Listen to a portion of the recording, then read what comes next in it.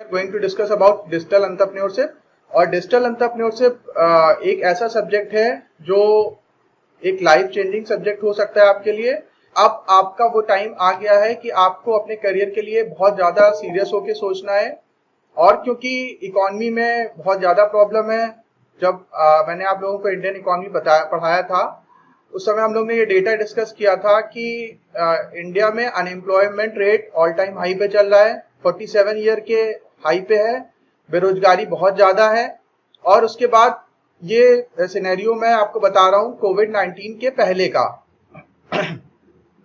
और कोविड-19 के बाद सिनेरियो और प्रॉब्लम्स और ज्यादा बढ़ गई हैं। अनएम्प्लॉयमेंट बहुत तेजी से बढ़ रहा है और इसकी सिचुएशन बहुत ज्यादा खराब हो चुकी है। इसलिए सिर्फ उन्हीं लोगों के लिए अब मार्केट में अपॉर्चुनिटी है जो अपने फील्ड में बहुत ज्यादा एक्सपर्टीज रखते हैं, बहुत ज्यादा हार्ड वर्किंग है, जिनका नॉलेज अपग्रेडेड है और वो हमेशा अपने आप को अपडेट रखते हैं। वही लोग आगे चल के इंडस्ट्री में अब्सॉर्ब किए जाएंगे, बाकी सारे लोग स्ट्रगल करेंगे। इस समय मार्केट में रिट्रेंचमेंट है, जॉब लॉस हो रही है, इंडस्ट्री में बहुत ज्यादा निगेटिव एनवायरनमेंट है। कुछ सेक्टर्स को छोड़ के like pharma, FMCG and digital technology, IT companies, इनके अलावा बाकी सारे सेक्टर बहुत ज्यादा स्ट्रगल कर रहे हैं और उसमें कंडीशन बहुत ज्यादा खराब हो रही है। बैंकिंग सेक्टर बहुत ज्यादा स्ट्रगल कर रहा है क्योंकि लोग अपनी ईएमआई नहीं पे कर पा रहे हैं। जिन लोगों ने कॉर्पोरेट लोन लिए थे उनकी सेल्स नहीं हो रही है, जिसकी वजह से वो अपनी पेमेंट्स वगैरह को डिले कर रहे हैं और उनकी पेमेंट्स हो नहीं पा रही हैं टाइम से। क्योंकि digital sector, financial services sector एक ऐसा सेक्टर है, आपने देखा होगा कि स्टॉक मार्केट ने रिसेंट हाई से, रिसेंट लो से काफी तेजी से रिकवर किया और लगभग 30-40% का रिकवर आ चुका है, रिकवरी आ गई है बॉटम से। 25-26 हजार का सेंसेक्स जो नीचे तक गया था और वो रिकवर करके इस समय 37-38,000 तक आ गया है। अब एक क्वेश्चन ये आता है कि मार्केट में जब इतनी ज्यादा नेगेटिविटी है तो स्टॉक मार्केट कैसे वापस रिकवर कर गया, बाउंस बैक कर गया।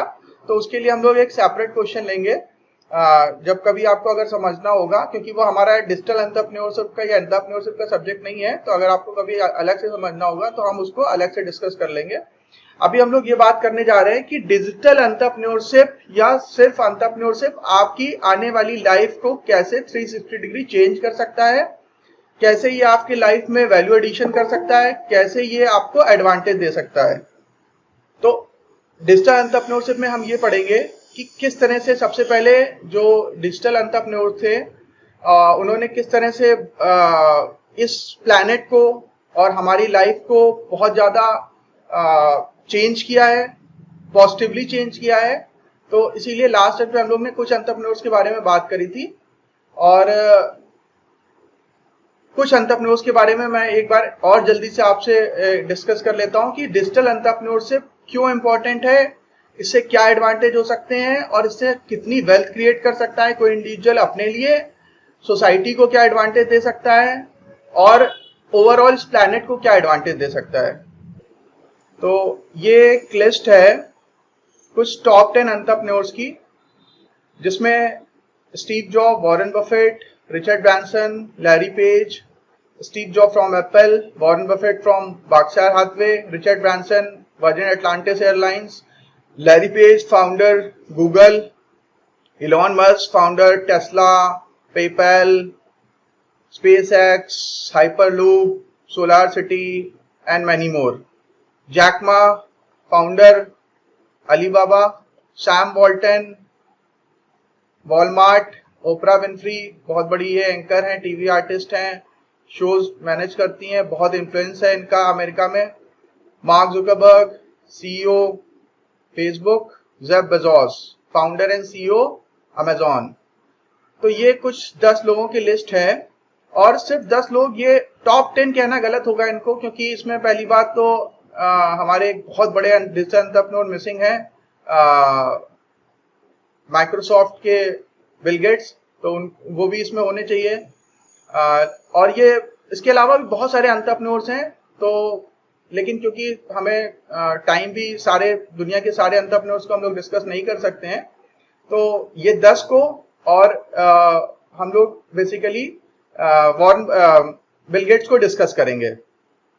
तो बहुत शॉर्ट में हम लोग ये सबसे पहले समझ लेते हैं कि डिजिटल एंटरप्रेन्योरशिप स्टार्ट करने के पहले हमें इन एंटरप्रेन्योर्स के बारे में जानना क्यों जरूरी है। लैपटॉप में विंडोज ऑपरेटिंग सिस्टम ना हो, या कल्पना करिए क्योंकि दुनिया के 99.9% अप्रॉक्स कंप्यूटर में या मोर देन 90% कंप्यूटर्स में माइक्रोसॉफ्ट विंडोज ही इस्तेमाल होता है, और बिल गेट ने माइक्रोसॉफ्ट विंडोज ना बनाया होता, शायद हम लोग कई सौ साल पीछे चले जाते।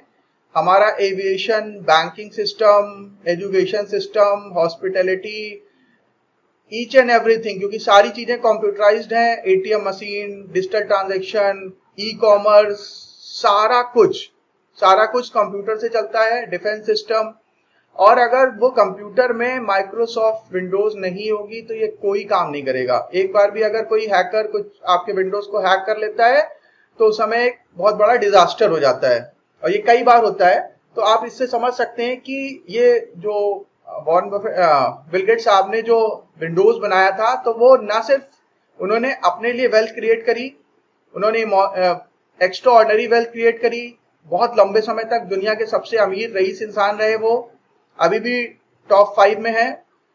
लेकिन उन्होंने अपने लिए वेल्थ क्रिएट तो करी, साथ ही साथ पूरे प्लैनेट का, ना सिर्फ अपनी कंट्री का, ना सिर्फ अपनी फैमिली का, ना सिर्फ अपने सोसाइटी के लोगों का, अपनी कम्युनिटी के लोगों का, बल्कि पूरे प्लैनेट का बहुत ज्यादा एडवांटेज किया।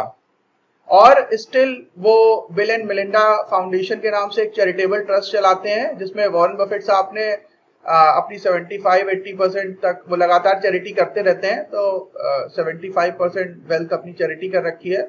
और बहुत सारे और दूसरे एंटरप्रेन्योर्स हैं, उन्होंने फेसबुक के मार्क जुकरबर्ग को भी तैयार कर लिया है, और इस तरह से बहुत सारे लोग हैं। धीरे धीरे वो नए नए एंटरप्रेन्योर्स को ऐड कर रहे हैं, मोटिवेट कर रहे हैं ये लोग, वॉरेन बफेट साहब और बिल गेट की आप हमारे इस क्लब में ज्वाइन करिए, फिलैंथ्रोपिस्ट क्लब में, और अपनी वेल्थ चैरिटी करिए, ताकि हम उस वेल्थ को जो आपने कमाई है, क्योंकि आप इतनी सारी वेल्थ इस्तेमाल नहीं कर सकते हैं, तो हम उसको सोशल कॉज में लगाएंगे। और bill and Melinda foundation India में भी काम करता है। चेन्नई में मदर टेरेसा जब थी तो उस समय बिल गेट्स साहब कई बार इंडिया भी आए हैं, इसके अलावा भी आए हैं, और उनकी जो ऑर्गेनाइजेशन है इंडिया में भी काम करती है, और वर्ल्ड के बहुत सारे दूसरे देशों में भी काम करती है, और वो चैरिटी करती है।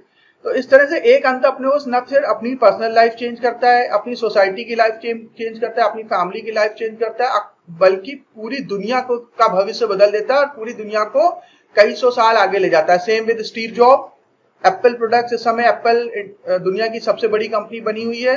उसने इवन जो सऊदी अरामको है, ऑयल मार्केटिंग कंपनी, उसको भी पीछे छोड़ दिया है, जो कि मैंने एक बार आपसे क्लास में डिस्कस किया था कि सऊदी अरामको काफी बड़ी कंपनी है। लेकिन एप्पल का ग्रोथ इस समय बहुत हुआ है, और ये लॉकडाउन में डिजिटल सेक्टर एक ऐसा सेक्टर है जिसने एक्स्ट्रा ऑर्डिनरी ग्रोथ करी है। बाकी सारे सेक्टर अंडर परफॉर्म कर रहे हैं, फार्मा, एफएमसीजी एंड डिजिटल में एक्स्ट्रा ऑर्डिनरी ग्रोथ आई। और आपने देखा होगा कि इंडिया में रिलायंस इंडस्ट्री, जो कि एक ऑयल मार्केटिंग कंपनी थी, ऑयल एंड गैस कंपनी थी, रिफाइनरी का काम, ऑयल मार्केटिंग का काम करती थी, अभी वो एक टेक्नोलॉजी कंपनी बनने जा रही है। और मुकेश अंबानी ने अपने कई बार एजीएम में जब उनका स्पीच हुआ था तो उन्होंने बोला था कि data is the new oil, और डेटा इस समय बहुत ज्यादा वैल्यूबल है। और इसी वजह से, क्योंकि जियो के पास पूरे देश का डेटा है, उनके सब्सक्राइबर बेस बढ़ता चला जा रहा है, और इसीलिए सारी कंपनियां उनको ज्वाइन कर रही हैं। फेसबुक ने उनको ज्वाइन किया, माइक्रोसॉफ्ट ने उनको ज्वाइन किया, गूगल, लैरी पेज की कंपनी सुंदर पिचाई जो इस समय इंडियन सीईओ है वहां पे, उन्होंने ज्वाइन किया माइक्रोसॉफ्ट को, रिलायंस इंडस्ट्रीज को। रिलायंस इंडस्ट्री ने पिछले 2-3 महीनों में इतनी ज्यादा फंडिंग रेज करी है, और उनके ऊपर 1.5 लाख करोड़ का कर्ज था, वो पूरा खत्म हो गया है, और वो अब समय पॉजिटिव आ गए। और कई सारे दूसरे और इन्वेस्टर, यूरोप और अमेरिका के इन्वेस्टर जो है वो एग्रेसिवली रिलायंस इंडस्ट्री में इन्वेस्ट करें, क्योंकि उनको लग रहा है कि रिलायंस इंडस्ट्री एक नई गूगल, एक नई माइक्रोसॉफ्ट, एक नई एप्पल बनने जा रही है। और मुझे लग रहा है कि बहुत जल्द होगा, क्योंकि उन्होंने ई कॉमर्स में भी एंट्री कर ली है, उन्होंने टेलीकॉम में भी एंट्री कर रखी है, ऑयल एंड गैस में ऑलरेडी बहुत अच्छा कर रहे हैं। और नए नए सेक्टर्स में वो इनोवेट करते जा रहे हैं। और अभी जो एजीएमई उन्होंने तो बहुत सारे इनोवेटिव प्रोडक्ट लॉन्च किए हैं। तो मैं ये आपको बताने की कोशिश कर रहा हूँ कि मुकेश अंबानी और रिलायंस इंडस्ट्री कंपनी, धीरू भाई अंबानी जिन्होंने शुरू किया था उसको, वो एक एंटरप्रेन्योर थे। और मुकेश अंबानी ने समझ लिया कि अब उनको डिजिटली इवॉल्व होना पड़ेगा। अब ऑयल एंड गैस के अलावा अब ऑयल उतना इंपॉर्टेंट नहीं है। 20वीं शताब्दी में ऑयल के लिए पूरी दुनिया में वॉर होता था, गल्फ वॉर जो हुआ था और बहुत सारे देशों में जो लड़ाइयां हुई थी वो ऑयल के लिए हुई थी। ऑयल रिसोर्सेज जिसके पास होंगे वही सबसे ज्यादा पावरफुल होगा। बट 21st सेंचुरी में जिसके पास डेटा होगा वो सबसे ज्यादा पावरफुल होगा। तो इसीलिए रिलायंस बहुत तेजी से ग्रो कर रही है। सारी दुनिया की बड़ी बड़ी कंपनियां, दिग्गज कंपनियां उसमें इन्वेस्ट करना चाहती हैं। सब चाहती हैं कि वो उस ग्रोथ में पार्टिसिपेट करें। और पिछले 1-1.5 महीने के अंदर रिलायंस का शेयर 800 से 2100 का हो गया, यानी कि लगभग 300%, 200% का ग्रोथ आया है। 3 गुना हो गया, 3 टाइम्स। तो ये इसके बारे में डिटेल जो लेक्चर्स हैं, वो 3 लेक्चर के वीडियो हैं, वो मैं आपके साथ शेयर करूंगा। आप जरूर सुनिएगा उनको। मैंने एक ईच एंड इंडिविजुअल की जर्नी के बारे में बात करी है, वो किस तरह से आपको मोटिवेट करता है। बेसिकली वो जो मैंने डिस्कस किया है इन सारे एंटरप्रेन्योर्स की जर्नी के बारे में, वो बताने का ऑब्जेक्टिव ये था कि ये बहुत ही ऑर्डिनरी लोग थे। वॉरेन बफेट साहब अपने जब वो बहुत छोटे थे, 7th-8th क्लास में पढ़ते थे, तब से वो घर घर जाके न्यूज़पेपर डिस्ट्रीब्यूट करते थे। स्कूल से आने के बाद वो घर घर जाके Coca Cola, candies, toffee, chewing gum ये सब डिस्ट्रीब्यूट करते थे। डोर टू डोर सेलिंग करी है उन्होंने। सैम वॉल्टन, वॉलमार्ट के फाउंडर, आपको यकीन नहीं होगा, ये इतनी बड़ी कंपनी है कि इसके मालिक अगर अपने सारे स्टोर में विजिट करने जाए तो उनकी लाइफ खत्म हो जाएगी, वो सारे स्टोर विजिट नहीं कर पाएंगे। और वॉलमार्ट दुनिया का सबसे ज्यादा टर्नओवर कंपनी करने वाली कंपनी है प्रॉक्टर एंड गैम्बल के साथ। साथ ही साथ वॉलमार्ट इतनी ज्यादा बड़ी है कि अगर सिर्फ इसके ग्लो साइन या होल्डिंग्स उतार के बिछा दिया जाए जमीन में तो पूरा अमेरिका का एक सबसे बड़ा स्टेट ढक जाएगा। तो आप समझ सकते हैं कि कितना बड़ा है। उसका पार्किंग एरिया ही कई स्टेट्स के बराबर है। तो इतनी बड़ी मेहमत कंपनी। और इसकी शुरुआत हुई थी, जो इसके फाउंडर थे वो एक रोड साइड वेंडर थे, सड़क पे फुटपाथ पे बैठ के वो प्रोडक्ट सेल किया करते थे। तो आप ये समझ सकते हैं कि हर एक इंसान, जेफ बेजोस भी एक छोटे से गैराज में बैठ के काम करते थे और शुरुआत में वो खुद घर घर जाके बुक्स डिलीवर करते थे। और जैकमा की असफलता तो इतनी ज्यादा थी कि इन्होंने 25-30 कंपनियों में अप्लाई किया और कहीं पे भी इनको नौकरी नहीं मिली। और बाद में वो चाइना के सबसे अमीर इंसान बने।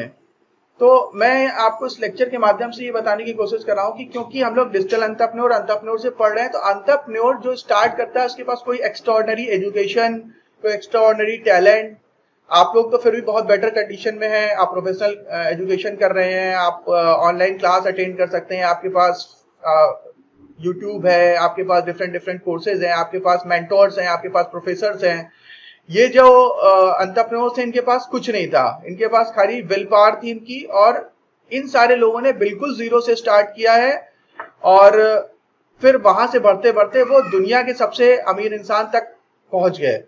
तो ये सारे एंटरप्रेन्योर्स के बारे में डिस्कस करने का मेरा ऑब्जेक्टिव ये है कि इन एंटरप्रेन्योर्स की जर्नी से अगर आप सीखेंगे, और क्योंकि हम अगर खुद गलती करें और सीखें तो उसके लिए हमारी लाइफ बहुत छोटी है। अगर हम दूसरों की गलती से सीखें तो हम बहुत तेजी से ग्रो कर सकते हैं। तो ये सारे वो एंटरप्रेन्योर्स हैं जिन्होंने बहुत जीरो से स्टार्ट किया था। निरमा के जो फाउंडर, निरमा वॉशिंग पाउडर इस समय इंडिया का बहुत बड़ा ब्रांड है। और निरमा के जो करसन भाई थे वो साइकिल से, उन्होंने बहुत लंबे समय तक साइकिल से घर घर जाके निरमा बेचा है। तो जितने भी ये एंटरप्रेन्योर्स हैं इन्होंने सबने अपनी जर्नी जीरो से स्टार्ट करी है। वॉरेन बफेट के बारे में मैंने बताया कि वो छोटा सा बच्चा, आप सोचिए कि आपको क्लास अटेंड करनी होती है सर्दी में, आप 9-9:30 बजे कॉलेज नहीं पहुंच पाते हैं। बहुत सारे बच्चे लेट हो जाते हैं, कुछ को गेट पे रोक दिया जाता है, कुछ को लाइब्रेरी में बैठाया जाता था। और वो छोटा बच्चा माइनस टेम्परेचर में, क्योंकि अमेरिका में टेम्परेचर बहुत नीचे चला जाता था, माइनस टेम्परेचर में सुबह उठता था, घर घर जाके न्यूज़पेपर डिस्ट्रीब्यूट करता था।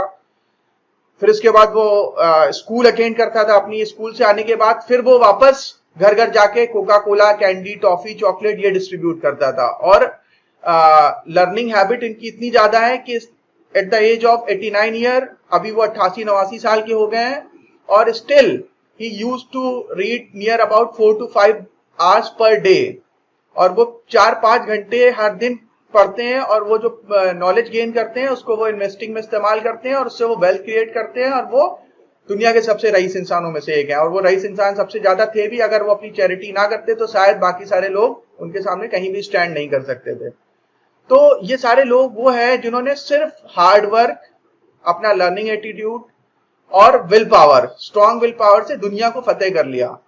तो ये लेक्चर स्टार्ट करने के पहले मैंने आपको बोला था कि एक आपका लाइफ चेंजिंग सेशन होने जा रहा है, आपका एक लाइफ चेंजिंग लेक्चर होने जा रहा है। इन लोगों से आप सीखिए और आगे चल के आप कोशिश करिए कि आपको नौकर नहीं बनना है, मालिक बनना है।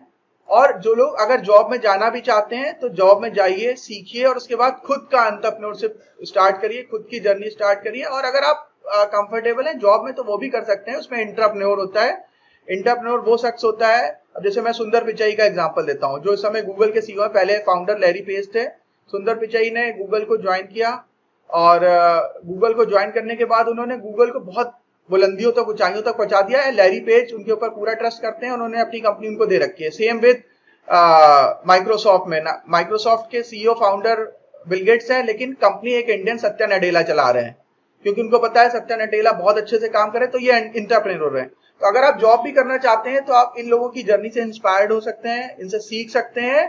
और एक आपको लेकिन अपना गोल जरूर बनाना पड़ेगा, आपको अपने गोल को लिखना पड़ेगा और उसके लिए हर दिन काम करना पड़ेगा। ये मैं आपको बहुत पहले से बता रहा हूं कि आपको अपने short term and long term goal को लिख के रखना पड़ेगा और रोज उसको देखना पड़ेगा।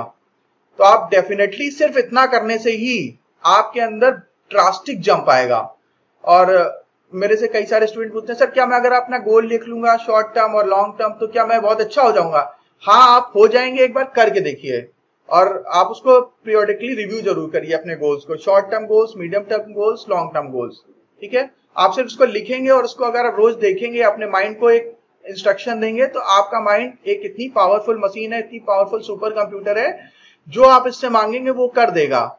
इलॉन मस्क ने जब ये कहा था कि वो एक रीयूजेबल रॉकेट बनाएंगे और मार्स में कॉलोनी बनाएंगे, तो सबको बहुत ज्यादा सरप्राइजिंग लगा था। और आज से कुछ साल पहले लोगों ने सोचा नहीं था कि एक बहुत भारी भरकम मशीन एरोप्लेन नाम की होगी, वो लोहे की मशीन हवा में उड़ेगी, या फिर किसी ने सोचा नहीं होता कि कोई मार्स पे जाएगा। लोग कल्पना करने से भी डरते थे कि चंद्रमा तक कैसे कोई जा सकता है, लेकिन ये संभव हुआ। तो आप अपने माइंड से जो मांगेंगे, ये एक ऐसा सुपर कंप्यूटर है, एक ऐसा वरदान दिया है प्रकृति ने हमें कि आप जो इससे मांगेंगे वो आपको ये लाके देगा। लेकिन आप इससे मांगे तब, और आपको उन गोल्स को उसको बताना पड़ेगा कि आपका ये टास्क है, आपको ये करके देना है, और उसके लिए आपको अपने गोल्स को प्रॉपरली लिखना पड़ेगा। ठीक है, तो नाउ हम लोग वापस अपने मेन स्लाइड में आते हैं। मेरे ख्याल से इनके बारे में डिटेल में मैंने अलग लेक्चर्स में बात करी है, वो मैं आपको प्रोवाइड कर दूंगा। उसका लिंक वैसे वो मैंने लेक्चर वैसे यूट्यूब पे अपलोड कर रखा है, तो आप वहां पे जाके भी देख सकते हैं।